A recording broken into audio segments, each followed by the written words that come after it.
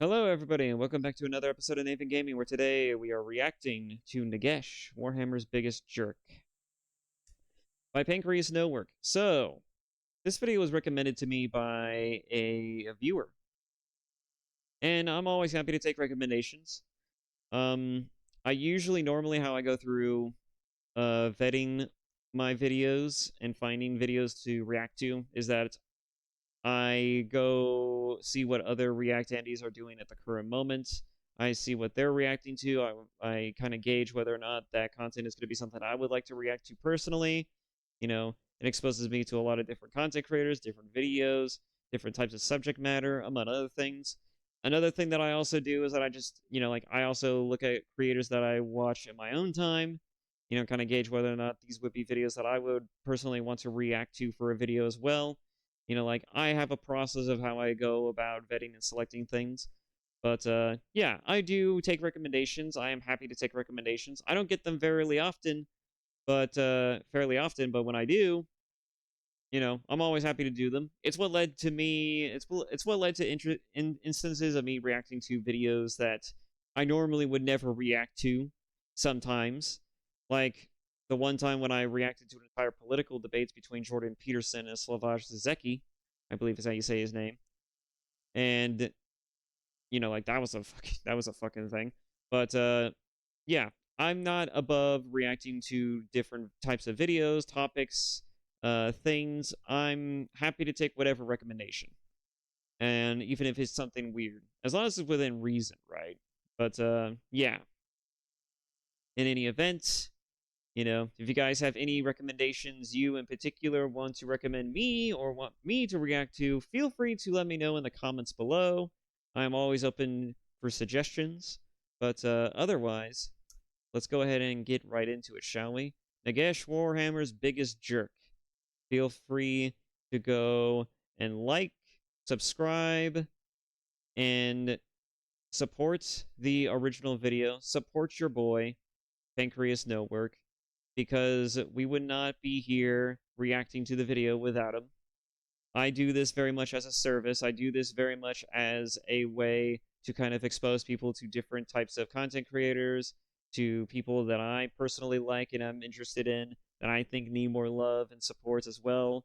I also just like to expose people to different varieties of genres, contents, and works that's probably some people just don't really know or get exposed to all that often. It's kind of one of the reasons why I don't immediately gravitate towards the obviously popular ones, like, the Russian Badger, Maxor, among other types. I like to support other creators that aren't just the most obvious and popular ones to react to, right? But, yeah. Without further ado, let's just go ahead and just get right into it. In Warhammer Fantasy, something about the good guy characters is that even when they do horrid things, they do it out of the love for their people and nation that they have. Karl Franz, Teclis, even some evil characters like Lev von Karstein do some pretty dark things out of wanting their people to survive and prosper. They genuinely believe these things are a necessary evil to survive in the horrid world that they live in. They try to be good people despite the cards they've been dealt, oftentimes forcing them to do dark acts. With that, I mean, I feel like that's most of Warhammer, really. I feel like even 40k in particular as well. Like, I feel like a lot of Warhammer is just a lot of people just trying to make sense out of a bad situation. Just trying to make the most out of a terrible situation. Even outside of characters who are just obviously just cartoonishly evil, right? A lot of Warhammer is just taking a lot of the bad with a whole heaping helping of gray and some of the good.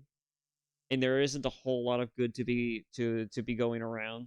But when you find it, when you see it, it's one of the most memorable. It's one of the most poignant and memorable moments within the series, personally.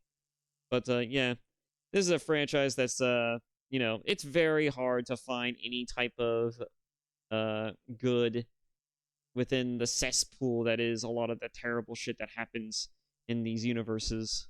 Warhammer's just that, it's just a franchise that's just filled with a lot of dystopian nightmares, sad, decrepit societies, ruined civilizations, fallen civilizations, among other things, right?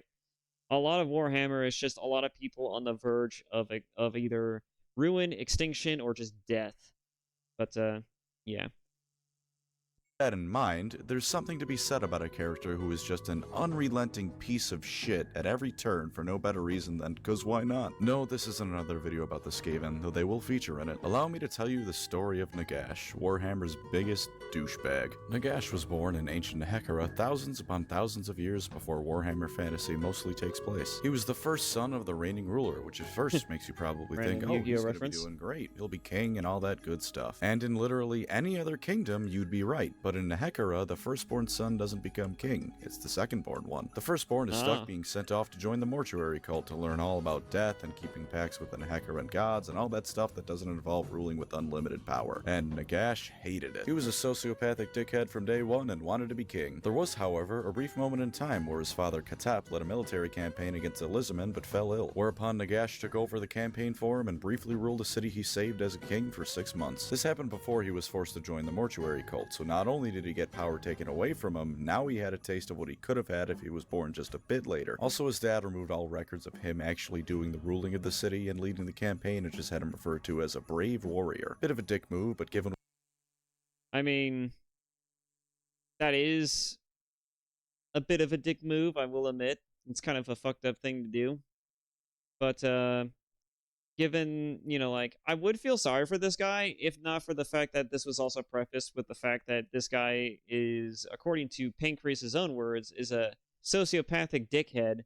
I'm pretty sure I'm gonna find little reasons to feel sorry for him pretty goddamn quick here, but yeah, it's not exactly what I would consider to be the most, fatherly thing to do. Certainly not the most noble.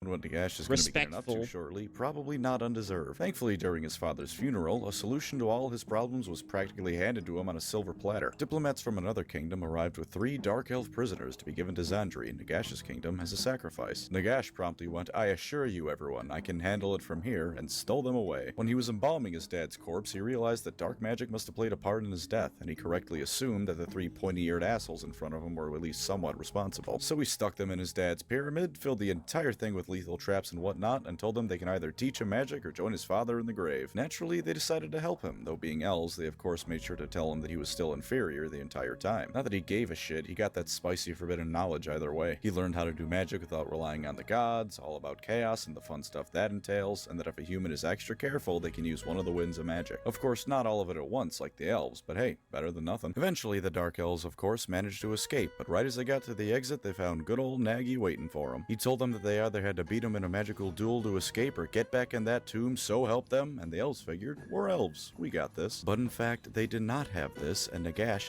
I mean, especially the Dark Elves. I don't know exactly how bad they are in this universe compared to the 40k one, but I could definitely tell you that if they're anything like the ones from 40k, well, I mean, they're certainly not going to go down without without a little bit of mutilation here and there, but, you know,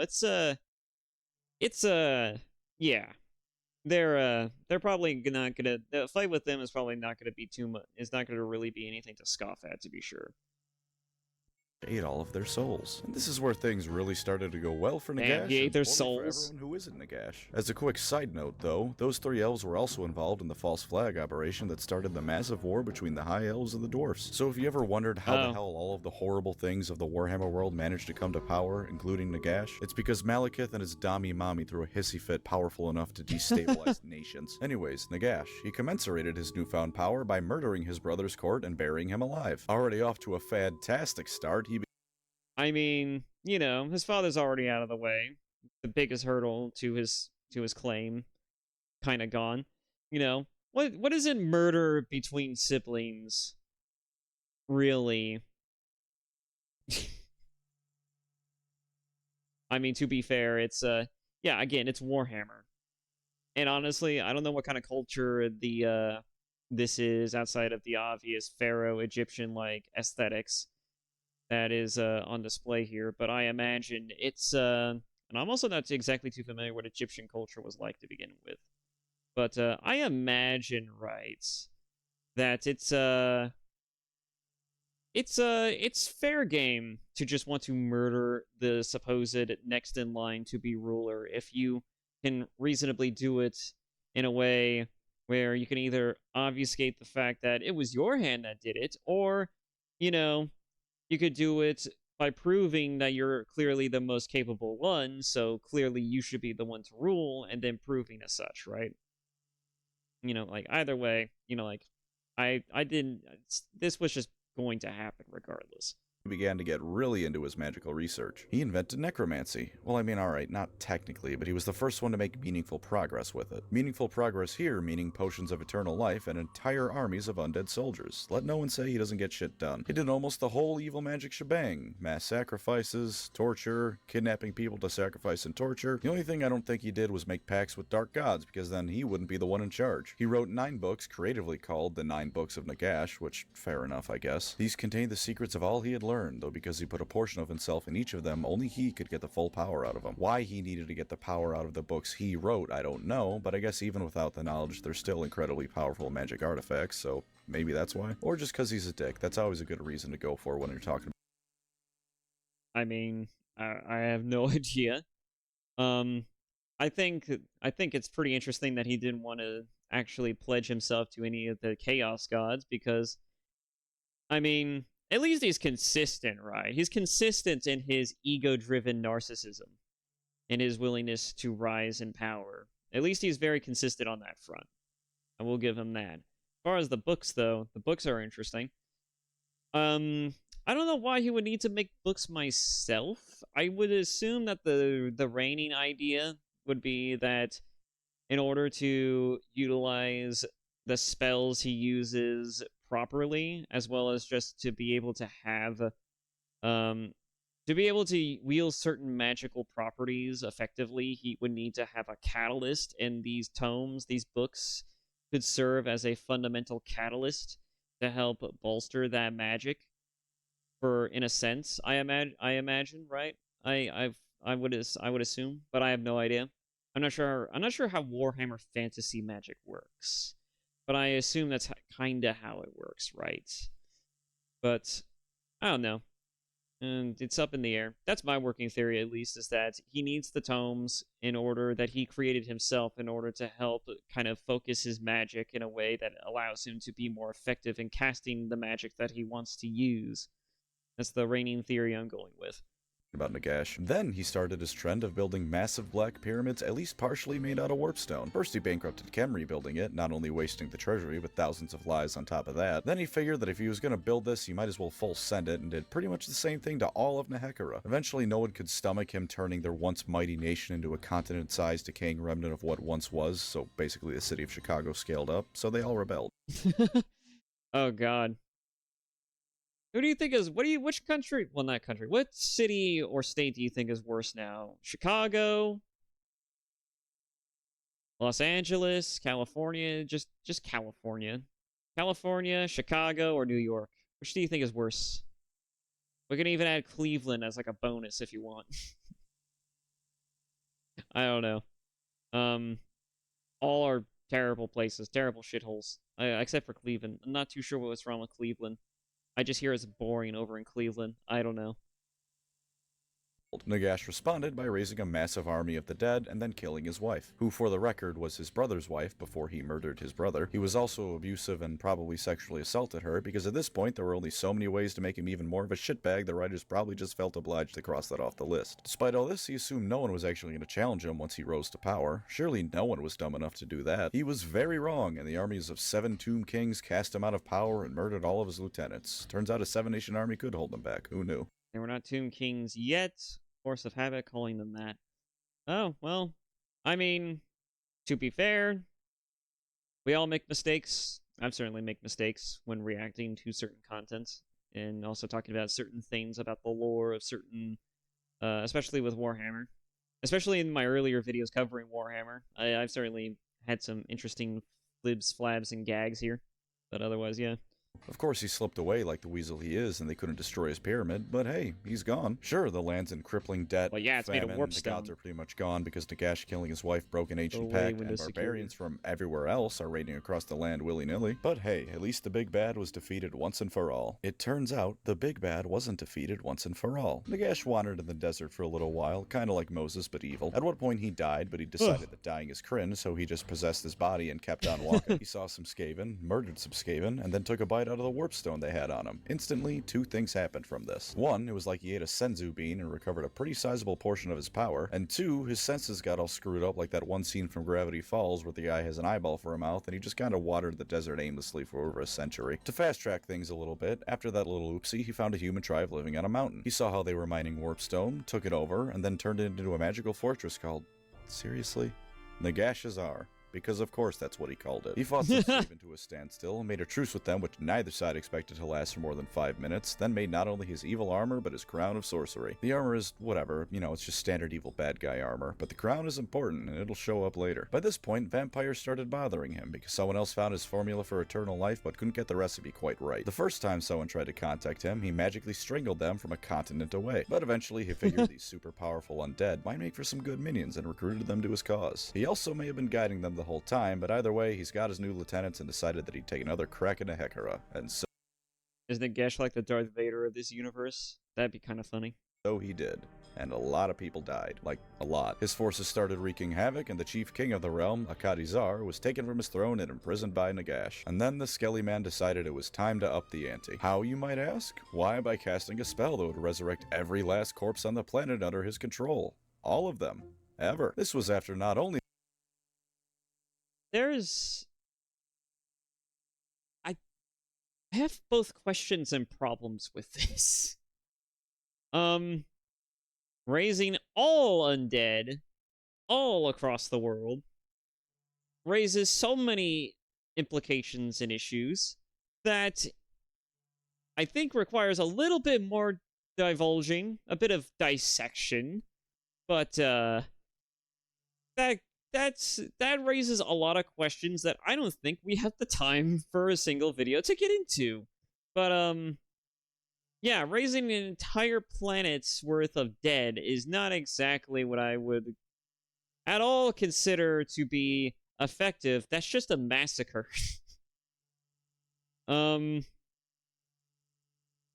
Exactly how effective was this resurrection is the question that I'm going to ask about this. Like, is it only like the recently dead, or is it like skull and bones as well, including ones that have died many, many eons and centuries past, that probably have bones that have long since decayed and withered by this point? What is the criteria for this? That is a can of worms that definitely needs unpacking, that I don't think I'll ever truly get an answer to, knowing how this franchise works. the Great Chaos Invasion, but the massive war between elves and dwarfs, as well as the Elven Civil War and Malekith's Hissy Fit. So there were a few corpses lying around. The stakes have risen somewhere into the stratosphere by this point, and what didn't help was that Nagash, while doing this, decided to kill every single living being in Nehekara first just to piss off Alcadizar. Alcadizar also needed to be alive as a focus for the power of the spell. Since he ruled Nehekara, he would serve as a symbol for everything in it to focus on, so Nagash could murder everything in it. But I have no doubt in my mind Nagash mostly just kept him alive to be a shitheel. But he forgot about one crucial detail: those goddamn rat people. They realized that every corpse on the planet included Skaven corpses, which are always plentiful, and that either way, world domination would include wiping them out. So the Skaven freed Alcadizar, gave him a dagger made of pure warpstone that started killing him the moment he touched it, and told him to go stab the guy at the center of a hurricane of magic. And right as everything but he and Nehekara was dead, including the plant life, he cut off Nagash's hand. He wasn't dead, but at least the spell hadn't gone global. And thus did an epic battle for the fate of the world begin, in which the Skaven were actually using magic the whole time to help Akadizar, because that's how afraid they were of Nagash. He made I mean, I would be too if the guy suddenly had the power to just raise all undead. What the fuck? You telling me that isn't a problem? I feel like that would be a massive problem. Can you imagine? That shit's crazy. I can't imagine how effective that spell would be, but it's like, God, it's all undead. Jesus. But yeah, and I imagine a spell like that, he probably would need a lot of prep time to get that working. So for the sake of like a good story, a good argument here, a good story, yeah, a lot of those 7 future Tomb Kings on top of this guy and the Skaven, and as well as probably several other factions, including humanity, probably wanting to work together, band together to kind of rebel against this, kind of makes it seem like a really big deal. almost like WoW levels of like a big deal because they had the Lich King in WoW, and I don't know. I feel like this guy is a little bit more of a pain in the ass than the Lich King, but I don't know. I don't know much about WoW personally either. Like I played a demo for WoW, back in its earlier days, and like I had like a basically a trial period for it. It was all right. I didn't really get that further into it, but I don't know. Gave and willingly work with other people and not screw them over because of how afraid they were of him. Jesus fuck. Epic battle occurs then ends. I'm sure there's some stuff to say in it, but I mean, it's an epic fantasy battle. The good guy ends in the win. What the fuck did I just say? Nagash is dead, but so is Nehekara. Of course, since losing his hand caused Nagash to have an oopsie whoopsie with the spell, all of the Nehekarans that died in the past came back with varying levels of sentience. The Tomb King started infighting, and now there's all sorts of claims to the throne and a whole ton of shit going down. But that's irrelevant. Nagash is gone now, and this time the good guys actually beat the big bad for certain, even if it was at a measurable cost. Definitely this time. He's definitely gone. It turns out that Nagash was not actually gone. He basically invented necromancy. Are you surprised? I mean, seriously. No, of course. I mean, yeah. I mean, it sounds like it sounds fairly easily something you can assert that this guy was the progenitor of why necromancy is such a thing with these people. Um, Although the idea that he could die and then everyone's just like, oh, yeah, he's finally gone. He's finally been vanquished. No. I mean, everything that I've heard so far about what he's capable of, no. I guarantee you this guy's probably like Darth Sidious levels of like ultra powerful when it comes to necromancy and just being an absolute douche. So, yeah. No.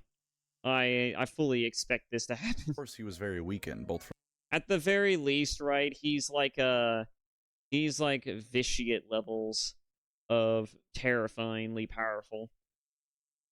Just without a whole, well, I don't know. Vitiate debatably has substance. I mean, like, yeah, he did it because he's a fucking psychopath, but so was Sidious. I mean, I don't know. Who do you think is worse, Vitiate or Sidious? I feel like Vitiate has a lot more personality, but Sidious definitely stands out as just being evil for the sake of evil. Like he's just a cruel embodiment of evil. I don't know. I guess that's just a debate for another time. From the sword and from the souls of all the people he killed, beating the shit out of him in the afterlife. So it took him 1,000 to rewind a little bit. He's definitely gone. It turns out that Nagash was not actually gone. He basically invented necromancy. Are you surprised? I mean, seriously. No, of course he was very weakened, both from the sword and from the souls of all the people he killed, beating the shit out of him in the afterlife. So it took him 1,111 years to finally come back again. When he did come back, he had to find all of his magical stuff, and he had to reforge his hand since Al-Qadisar cut it off, but hey, he's back. Unfortunately, he was unlucky enough to come back to life at the same time as Sigmar Unbroken, the still just a man, the myth. Oh. So this was before the unification points with Sigmar. Okay.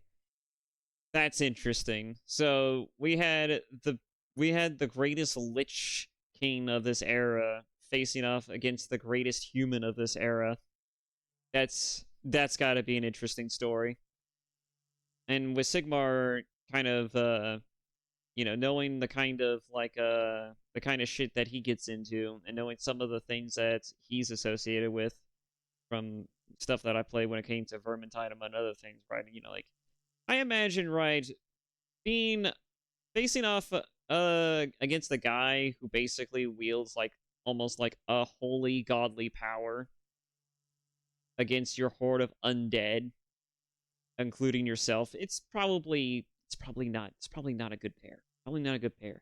Especially since this is like one of the strongest humans alive and would eventually go on to start his own sort of empire. It's yeah, no. No, probably not. The legend himself, and Sigmar, being a big fan of smashing things with his hammer, proceeded to smash Nagash with his hammer. To be fair, he had to wear Nagash's crown after he found it in order to resist Nagash's magic, but he still won. I mean, he's Sigmar. Of course he won. He's the best god emperor and the second best emperor in Warhammer. And now Nagash was definitely gone. For certain. Absolutely, definitely gone. It turns out that Nagash was, yeah, he's not gone, alright? Of course, this time it took a lot longer for him to come back. His spirit did kind of influence some stuff and quietly direct things. I mean, I'll give him that. He's fucking persistent. I mean, like, say what you want about the guy. I mean, like, at At least he's tenacious. You know, like, you don't get too many people who are just this hard to kill. For a few thousand years, and more directly guide Arcan, but he didn't do too much otherwise. And then the Gotta end times respect the happened. Naturally, hustle. the big man was due for a comeback tour. He started it by resurrecting himself by having Arcan sacrifice Tyrion and Ilariel's daughter, the Fey Enchantress, and Volkmar the Grim. Presumably several thousand other peasants and such as well on top of them. No because idea this who the Lich fuck those cannot do people are. anything without being a prick about it. He shows back up on all of his pointy-hatted glory, and literally everyone on the planet, including the Chaos Gods, starts shitting their pants. Because this time around, he ate the god of the dead and caused the dead around the world to resurrect. Now that he's back, first order of business, obliterate Nehekara, which he promptly did. Sudger did put up a fight and say the most badass line in all of Warhammer history, but he still got exploded by Nagash in the end. After he was done with revenge about 10,000 years in the making, Nagash drained the power of the dwarf god Valaya because one god clearly wasn't enough for him. Then he brings all of the undead on the planet under his control and starts forcing the entire wind When one god isn't enough, then two is too few, right? of death into Sylvania. By this Probably point, he just decided will that it eat was safe another for him one. to take a bit of a breather, so he decided to chill in his coffin for a while. Also, remember the Black Pyramid he built? He floated it all the way to Sylvania. Imagine picking up the Great Pyramids of Giza and floating them over to Romania, only double the distance because the Warhammer world is huge. He used it to start becoming even more powerful, but he once again made a massive mistake. He forgot he existed on the same planet as the Skaven. By this point, the Skaven had decided to become part of Chaos because the writers needed the end times to happen eventually, and that was a good way to do it. A massive demon army led by a traitorous lieutenant of his shows up, and while it was held back thanks to Nagash's power, the Skaven sneaked on under to the pyramid and blew it up with magical nuclear warheads. Understandably a little bit annoyed, he destroyed every single demon on the field with one massive blast of magic. Then realizing that between blowing his load too early and with his pyramid gone, he had no way to achieve godhood in time, so he reluctantly went to ally with the living. Teclis did try to get him on their side a while ago, but Nagash was still up his own ass and turned him down, and also probably disintegrated the elf he sent to ask him. Also, another quick side note, but how he hadn't achieved godhood after devouring two entire gods is an excellent example of Games Workshop's writing ability. Anyway. I mean, I was thinking the same thing. I was kind of waiting for a follow-up to that, but yeah, the fact that there was no follow-up to that is that's funny. How do you eat two gods and not have the power of a god?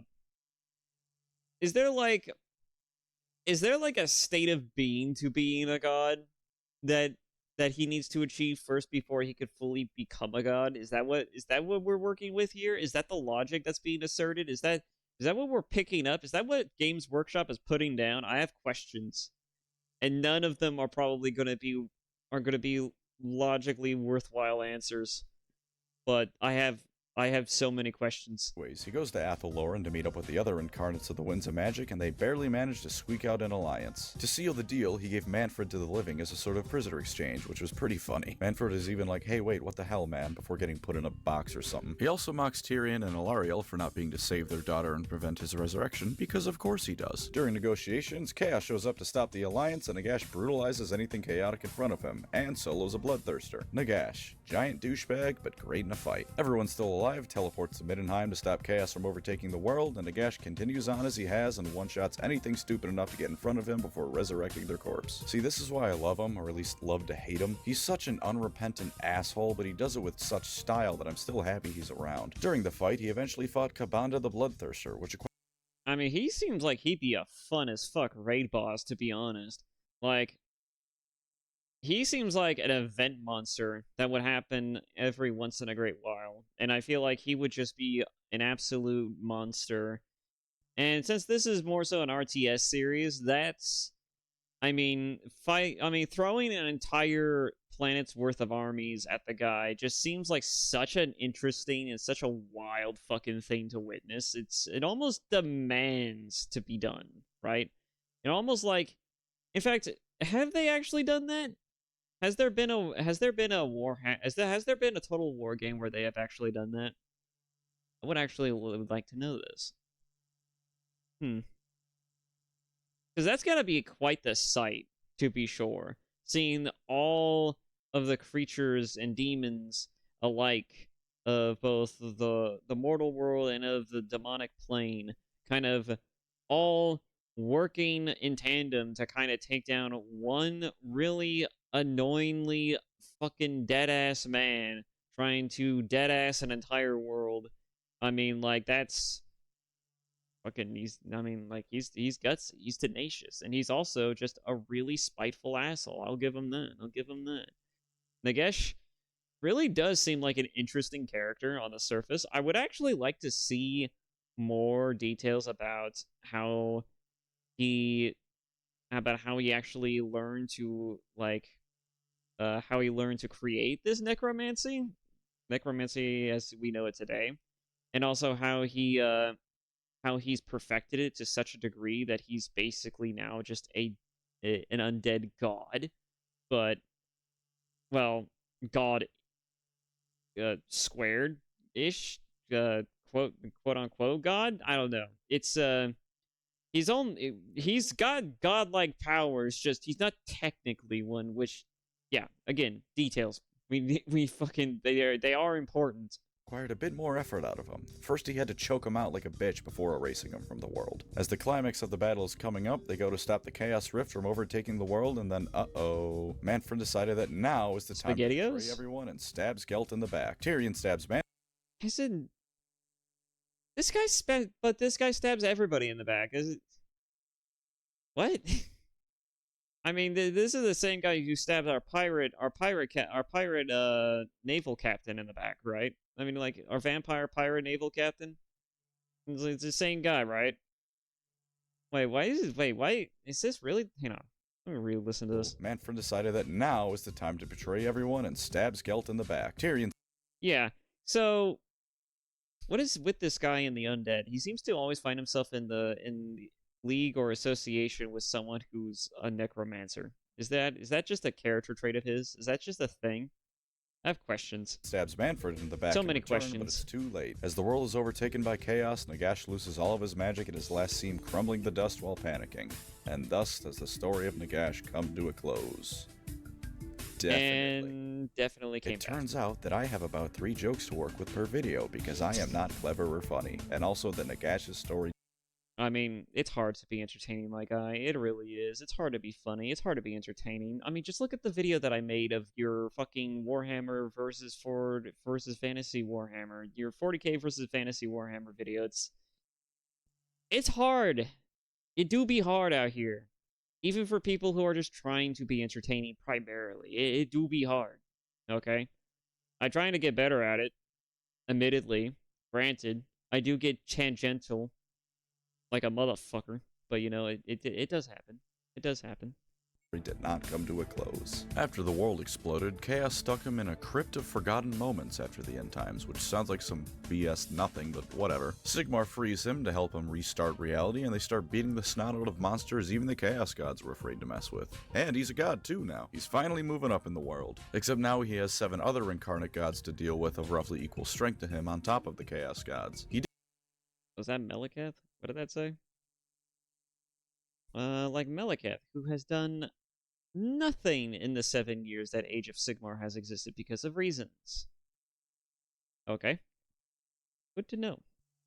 He has 7 other incarnate gods to deal with of roughly equal strength to him on top of the Chaos Gods. He did pimp slap Marathi when she tried to sleep with him though, so at least his treatment of women hasn't changed after all these years. Then again, it's Marathi, and if there was ever an elf that deserved to be slapped upside the head over and over, it's definitely her. I mean, I feel like that's a lot of women. I am gonna get canceled for that so hard, but it do listen. All right, a lot of the world's problems that I've been seeing recently have nothing to do with old codgers right now. It has everything to do with Karens, and it has everything to do with the fact that there's a lot of annoying fucking millennial Gen Z Karens doing their Karen things and just making the world a shittier place for everyone. So, yeah, I feel like that comment is a lot more warranted than some might suspect. At least for some people. A lot of people. I know, and again, I know. I have to preface this all the time. Not every woman is a Karen. Not every woman is an annoying piece of shit. But it needs to be said. It has to be said at every given point in time. I recognize that not all women are like that. But there's a fucking lot of you that do this. Please stop being annoying fucking bitches. Stop being absolute fucking cunts. Thank you. Please. And also, for the love of God, police your own people. I'm tired of you people just letting this shit slide because it's just other women don't seem to like to rag on other women for their obvious shit behavior. Please do everyone, including the men, a service and keep yourselves in check. We put ourselves in check for all kinds of shit, right? Whether we're being too off base or we say things too uncouth, or, we get up to some fuck shit, or, we commit acts against you that you find absolutely terrible. And we, in turn, also think it's equally as terrible. So, if we can recognize, right, that us men, we put ourselves to task over some stupid shit, you could at least do us the common courtesy of making sure that there are no shots being taken from across the fucking bow here when it comes to women getting up to some fuck shit on their own accord. All right, everyone knows we're all capable of doing some pretty stupid shit. Okay, including women. Please put yourselves to task. Keep yourselves in line, please. For fuck's sake. Is that so hard to ask? God, I miss slut-shaming. Immediately begins planning to betray Sigmar and everyone else, because at this point I'm pretty sure being an asshole is a core part of his soul or something. Speaking of souls, he also claims all the souls of those who die as belonging to him on the basis of do trust me on this one. That's why he really hates Sigmar now, because the Stormcast get reforged and he only gets a sliver of their soul each time they die. But I get ahead of myself. Nagash ate all the other fucking diabetes, man. Nagash ate all of the other death gods, which somehow still didn't boost his power above everyone else, because Nagash can never win. Chaos invaded, and Nagash is actually the last one of Sigmar's pantheon to leave him. Unsurprisingly, on his way out, he basically kicks Sigmar in the balls by leaving his forces to rot while Chaos runs rampant, and Nagash goes back home to the realm of death. Somehow, having not have expected this, Sigmar is thoroughly sick of his shit by this point and runs to Shyish to beat the hell out of him, but was so mad he kind of forgot about the whole Chaos invasion running rampant thing going on. Sigmar loses the battle because Archaon tricked him and made him get rid of Gal Maraz, and everything goes super grim and dark and looks like Games Workshop is gonna end times AOS before it even begins. Nagash tries to solo Archaon, gets his shit pushed in, and then goes to pout in a corner and wait for someone else to handle Chaos, because that's a good idea. Let the people who grow stronger through rampaging violence have free reign of the universe to rampage and be violent with. I see no way this can go wrong. This is a stellar idea. Not a flaw in sight for this plan. Thankfully for Nagash, though, Sigmar shows back up with his Stormcast not too long after all this. Of course, once he's back, he doesn't team up with Sigmar, this time because he thinks he can handle Chaos on his own after he had some time to meditate and gain power or whatever. Once again, he fights Archaon, and take a guess how the fight goes. Hazard a guess. Go on. You'll never believe it. And let me guess. It's either a draw or Sigmar manages to win, but at a cost, or like... I mean, there's only so many ways this can go without it being conclusive, right? yeah, Nagash loses again. What a surprise. Oh, okay, we're talking about Nagash this time. Okay, I was still thinking about Sigmar fighting Chaos, among other things. My bad.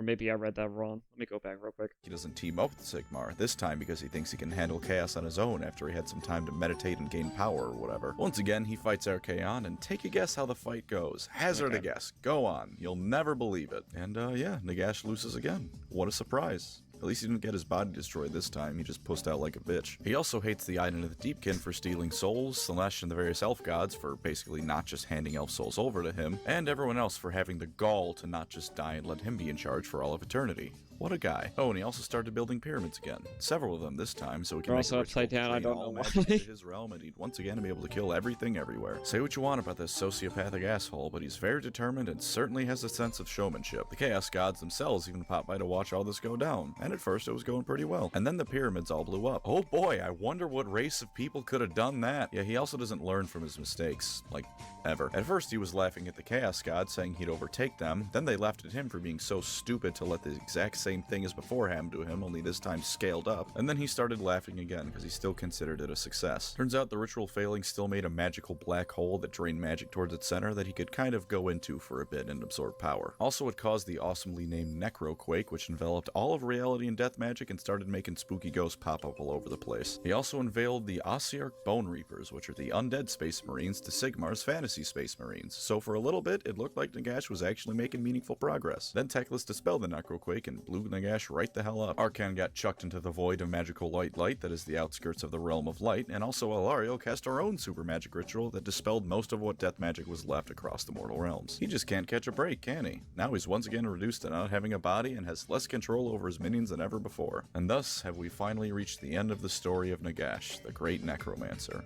Definitely. For real this time. Certainly. Absolutely. At least until he knits his body back together.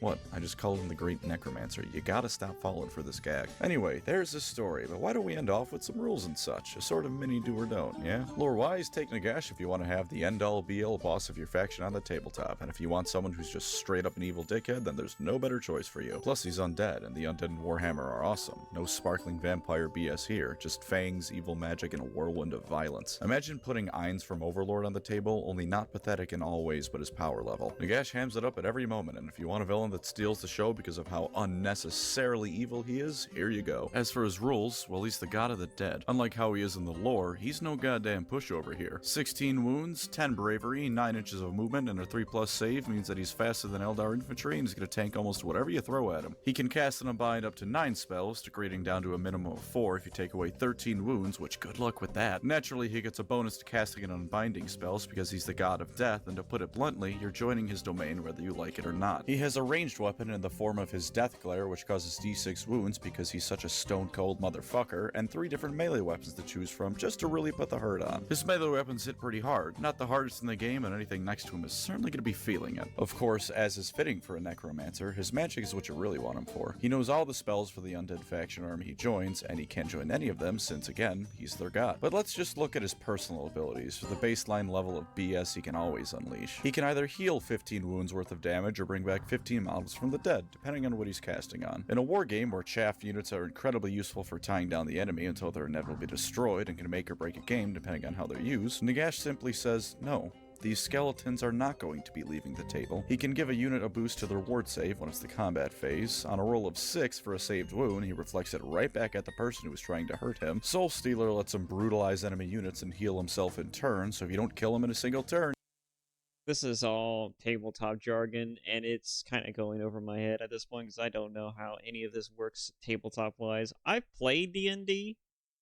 I've played it. I've played a couple of sessions, more like a little bit more than a couple. I've played like a few, but like they were for longer than maybe like a couple of hours, right? Each time, and while they were fun, I wouldn't say that the most that I get exposed to D&D is Knights of the Old Republic and Baldur's Gate. Baldur's Gate is the closest thing, at least the new one is the closest thing that I got to D&D exposure. And yeah, other than that, this is like more so an RTS game. So I'm not too sure how this works for armies, as well as just particular hero units, among other things. and he's just going to come right back to full health. And of course, my personal favorite, Hand of Dust. Within 3 inches of him, pick a model. If you successfully cast the spell, and you're almost certainly going to, especially if he's unwounded, take a dice and put it in one of your hands behind your back. If they don't pick the hand with the dice in it, the model is just dead. No ward save, no retreating, just gone. Reduced. What? That's an actual thing? What? What? Hang on. It's the Hand of Dust. It's a spell that has a casting value of 8 and a range of 3. If successfully cast, pick one enemy model within range and visible to the caster. Then take a dice and hide it in one of your hands or under one of 2 appropriate containers. Your opponent must pick one of your hands or containers. If they pick the one holding the dice, the spell has no effect. If they pick the empty hand or container, the enemy model is slain. What is this? What is this game logic? That's actually kind of funny. I like that approach. That's a little bit more elaborate than just like, oh yeah, the numbers are on my side. you get hit by this spell type of thing. That's kind of funny, actually. God. Range of 3. Casting value of 8. So, it seems very likely to be cast from the looks of this, because the casting value is 8 and the range of it is 3. So, if you can pull this off, which it seems very likely you can, this is just like a funny little mini game to play. And if you can fool your friends correctly, you can fuck them real easily. You can absolutely just straight up fuck them real bad in a game. To This is Adams. If funny. they don't have a rule that's more or less specifically designed to prevent this from happening, like Gotrek or Archaon, they simply cease to be. I absolutely love how this isn't just roll a dice and on a 4-up they die, because functionally Right? that's the same thing. They make it so you have to pick which hand it's in, which just makes me imagine some stupid Death Note level mind games going on. Like the player using Nagash is like, he knows I picked my right hand last time I used this and will be expecting my left hand, thus I'll use my right hand once more. And the other guy's like, I know he picked his right hand, so surely it would be in his left now, but he might be expecting me to know that, so he must surely have put it in his right hand again. But what if he expects me to assume this and moved it to his left because of this? It's such a stupid little thing, but it's just fun to me to imagine it going down like that. There's no rolling, you have to play the Games Workshop mandated mind games. Anyways, lore.